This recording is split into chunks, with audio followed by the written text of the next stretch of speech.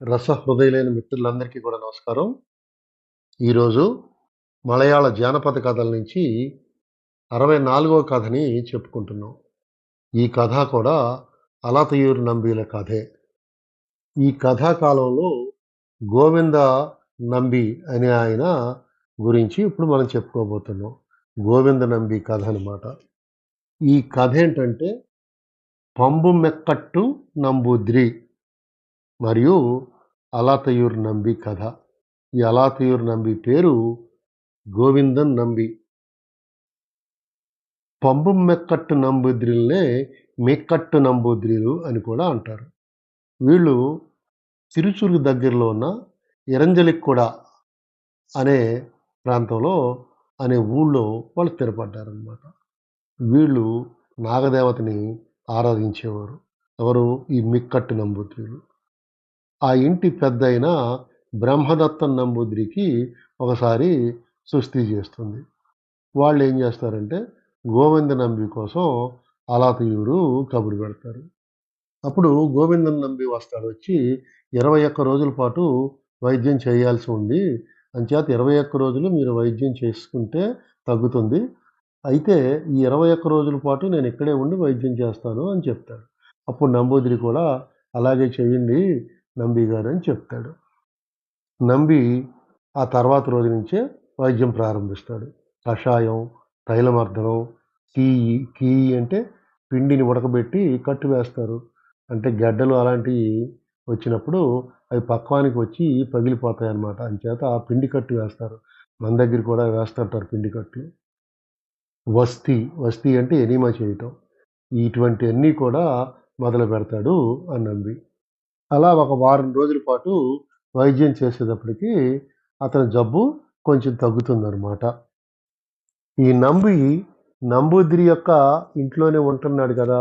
అంచేత ఒకరోజు మధ్యాహ్నం పూట వాళ్ళు భోజనం చేసిన తర్వాత వసారాలో కూర్చుని కబుర్లు చెప్పుకుంటూ ఉంటారు. ఎవరు?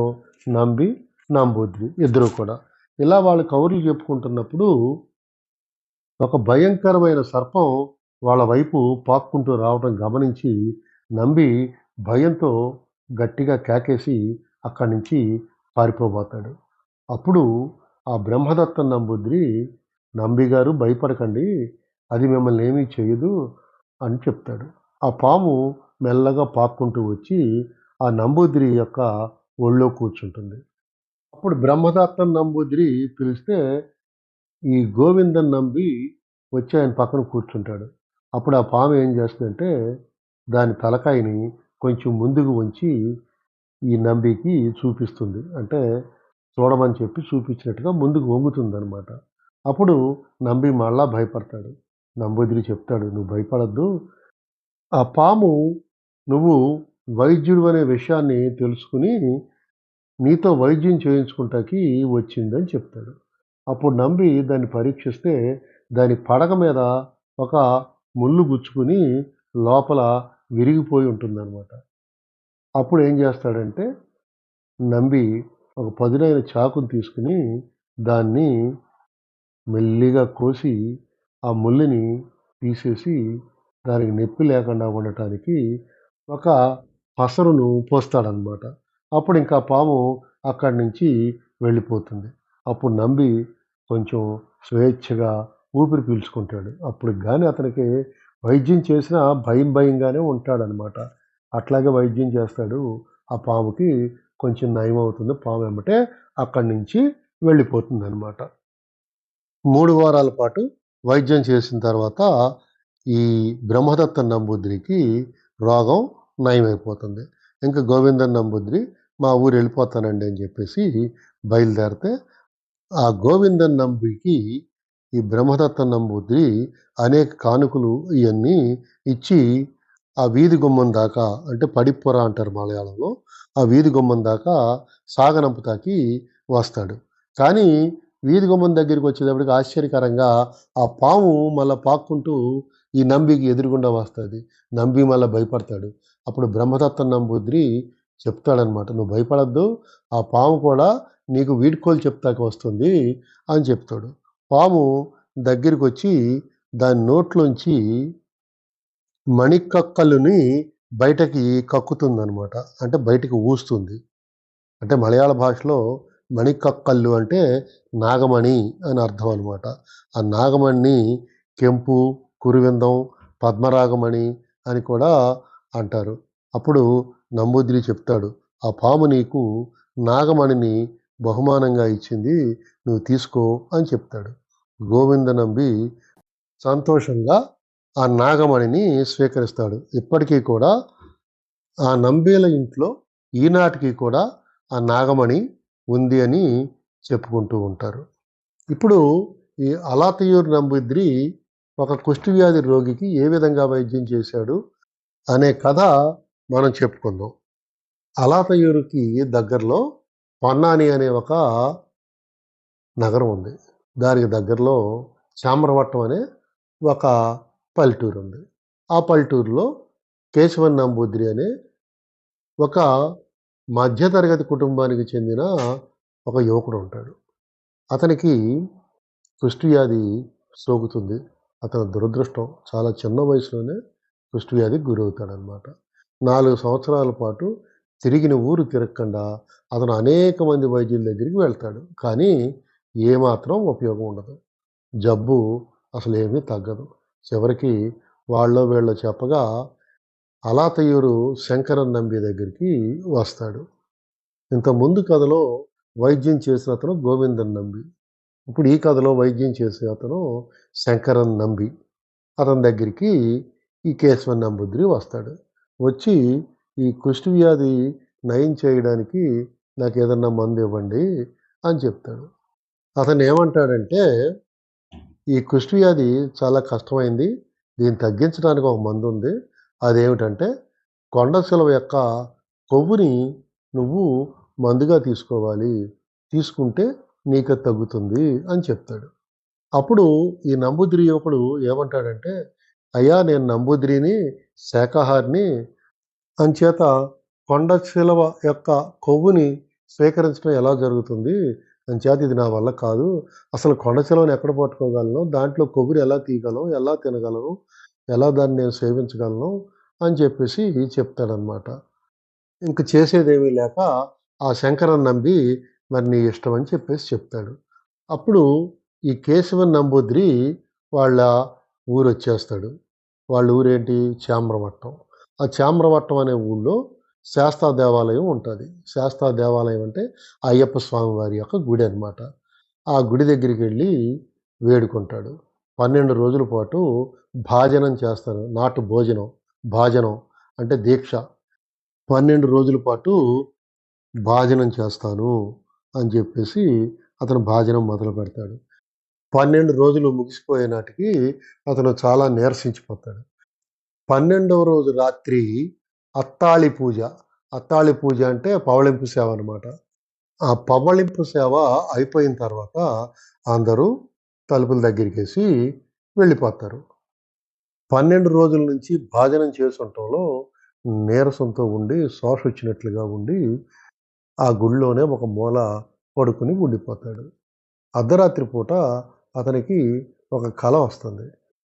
ఆ కలలో ఒక దివ్య పురుషుడు ప్రత్యక్షమవుతాడు. ప్రత్యక్షమై చెప్తాడనమాట. "నువ్వు 40 రోజుల పాటు ఈ గుడికి ఎదురుగుండా ఉన్న నదిలో ఉదయం, సాయంత్రం స్నానం చేసి, సంధ్యావందనం చేసి 3 దోసిళ్ళు నీళ్లు తాగు. ఉదయం 3 దోసిళ్ళు, సాయంత్రం 3 దోసిళ్ళు నువ్వు నీళ్లు తాగు. తాగితే నీకు నీ జబ్బు అంటే ఈ కుష్ఠవ్యాధి నయమైపోతుంది" అని చెప్పేసి చెప్తాడు. అంత నీరసంగా ఉన్నా కూడా కేశవన్ నంబూద్రికి మెలకువ వచ్చి చూస్తాడు. అక్కడ ఎవరు కనపడరు. అప్పుడు అతను ఏమనుకుంటాడంటే, ఈ చామ్రవట్టం శాస్తాయే అంటే ఈ చామ్రవట్టం అయ్యప్పే ఆ రకంగా చెప్పి ఉంటాడని భావించుకుని మర్నాడు ఉదయం నుంచి 40 రోజుల పాటు దీక్ష చేస్తాడు. ప్రతిరోజు ఉదయం ఆ నదిలో స్నానం చేయటం, 3 దోసిళ్ళు నీళ్లు సంధ్యావందనం చేసిన తర్వాత త్రాగటం చేస్తాడు. అలా చేయటం వల్ల అతనికి కుష్ఠవ్యాధి సంపూర్ణంగా నయమైపోతుంది. అతను ఆనందం పట్టలేకపోతాడు. ఈ విషయాన్ని ఆ వైద్యుడైన శంకరన్ నంబికి చెప్పాలని చెప్పి అతని దగ్గరికి వెళ్తాడు. వెళ్ళి తనకు జరిగిన విషయం అంతా చెప్తాడు. చెప్తే శంకరన్ నంబి అయ్యప్ప దయ వల్ల నీకు బానే జరిగింది. కానీ, కానీ నదిలో నువ్వు స్నానం చేసిన ప్రదేశం, నువ్వు నీళ్లు తాగిన ప్రదేశం నాకొకసారి చూపించు అని చెప్పేసి చెప్తాడు. అలాగే రండి అని చెప్పేసి ఈ నంబిని వాళ్ళ ఊరు తీసుకువెళ్తాడు.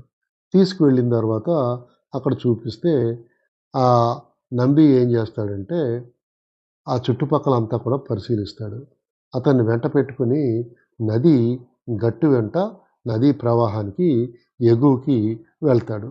అలా కొంచెం దూరం వెళ్ళాక ఒక ఎత్తైన ప్రదేశం నుండి నదిలోకి నీరు కిందకి పడి ప్రవహిస్తూ ఉంటుంది. ఆ ఎత్తైన ప్రదేశం దగ్గరికి వెళ్ళి చూస్తే అక్కడ ఒక చనిపోయిన కొండ చిలువ యొక్క కళేబరం అక్కడ కనిపిస్తుంది. అప్పుడు నంబి అది చూసి అంటాడు, "నంబూదిరి గారు చూసావా మహిమ? ఈ కొండ శిలువ చనిపోయింది. దానిలో ఉన్న కొవ్వు కరిగి నీటి ద్వారా ప్రవహించి దిగువకు వచ్చింది. ఈ నదిలో కలిసింది. నీవు తాగిన నీళ్ళలో కొండ చిలువ యొక్క కొవ్వు ఉండబట్టే నీకు నీ వ్యాధి నయమైపోయిందని" చెప్తాడు. కేశవన్ నంబూదిరి కూడా అవును, చివరికి మీరు చెప్పిందే జరిగింది. మీరు వైద్యశాస్త్రంలో చాలా గొప్పవారని చెప్పేసి అతనికి ప్రణామాలు తెలియజేస్తాడు ఆ నంబూదిరి. ఈ శంకరన్ నంబిదే ఇంకో కథ చెప్పుకుందాం. నంబి అన్న, నంబియార్ అన్న ఒకటే. ఈ శంకరన్ నంబియార్ది ఇంకో కథ చెప్పుకుందాం. కిలిమనూర్ అనేది ట్రెవంకూరు రాజ్యానికి పక్కన ఉన్న ఒక చిన్న రాజ్యం అన్నమాట. వలియకోయిల్ తంపురన్ అనే అతను ఆ రాజ్యాన్ని పరిపాలిస్తుంటాడు. ఒకసారి అతనికి ఒక విచిత్రమైన జబ్బు చేస్తుందనమాట. అదేంటంటే అతనికి విపరీతమైన దాహం పుడుతుంది. ఎంత నీరు తాగినా సరే దాహం తీరదు. ఇంకా నీళ్లు తాగాలి, ఇంకా నీళ్లు తాగాలి అనిపిస్తూ ఉంటుంది. అతను బిందెలకు బిందెలు నీళ్లు తాగడమే కాకుండా గంగాళం నీళ్లు కూడా తాగేస్తాడు. తాగేసినా అతనికి దాహం తగ్గదు.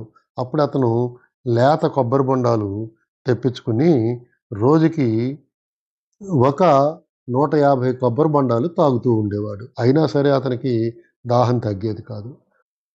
అప్పుడు ఆ కిలిమనూరు తంపురన్ అంటే రాజు. ఆ కిలిమనూరు రాజు చెప్తాడనమాట, నాకు ఈ జబ్బుని ఎవరైనా తగ్గిస్తే నేను వాళ్ళకి 1000 బంగారు నాణేలని బహుమతిగా ఇస్తాను అని చెప్పేసి అంటాడు. అప్పుడు అతని మిత్రుడైన కృష్ణ నంబూదిరి అతని పక్కనే ఉంటాడు. అతను చెప్తాడనమాట, ఓ మహారాజా, శంకరన్ నంబి అనే అతను ఉన్నాడు. ఆయుర్వేదంలో గొప్ప వైద్యుడు. అతను నాకు మంచి స్నేహితుడు. మీరు పిలుచుకురమ్మంటే నేను వెళ్ళి అతనికి ఈ విషయం చెప్తాను. అతను వచ్చి మీకు వైద్యం చేస్తాడు అని చెప్పేసి చెప్తాడు. సరే అయితే నువ్వు వెళ్ళి ఆ శంకరన్ నంబిని తీసుకునిరా. నాకు వైద్యం చేస్తే నాకు రోగం నయమైతే నేను 1000 బంగారు నాణాలు ఇస్తానని చెప్పు అని చెప్తాడు. అప్పుడు ఈ కృష్ణ నంబూద్రి వెళ్ళి నంబికి చెప్తే స్నేహితుడితో కలిపి ఈ కిలిమనూరుకి వస్తాడు నంబి. వైద్యం మొదలు పెడతాడు. వైద్యం మొదలుపెట్టిన రెండవ రోజు నుంచి వ్యాధి మెల్లిగా తగ్గుతూ మొదలవుతుంది. 150 కొబ్బరి బొండాలు తాగేవాడు రోజుకి. అటువంటి వాడు 15 రోజులు వైద్యం చేసేటప్పటికి ఒక కొబ్బరి బొండం తాగితే దాహం తీరే స్థితికి చేరుకుంటాడు. ఎవరు? ఆ కిలిమనూరు తంపురన్ గారు. నంబి అత్యవసరంగా ఇంటికి వెళ్ళవలసి వస్తుంది. రాజు అనుమతి తీసుకుని వెళ్ళటానికి సిద్ధపడతాడు. వ్యాధి చాలా వరకు నయం అవటం వల్ల అతనికి 1000 బంగారు నాణాలు రాజుగారు ఇవ్వవలసింది. కానీ రాజు అలా కాకుండా ఒక 100 బంగారు నాణాలు మాత్రమే ఇస్తాడు. అయిష్టంగానే దాన్ని స్వీకరిస్తాడు మన నంబి. ఎందుకంటే అతను ఇంటికి వెళ్తున్నాడు కాబట్టి డబ్బులు అవసరం అవుతాయి, ఇంటికి పట్టుకెళ్దామనే ఉద్దేశంతో ఆ 100 నాణాలు పుచ్చుకుని వెళ్ళిపోతాడు. మర్నాడు ఉదయం నుంచి మళ్ళీ ఈ తంపురానికి వ్యాధి తిరగబెడుతుంది. అప్పుడు ఆ రాజుగారు మళ్ళీ బిందెలు బిందెలు నీళ్లు తాగటం, 150 కొబ్బరి బొండాలు తాగటం, అవి తాగినా సరే సరిపోయేవి కాదు.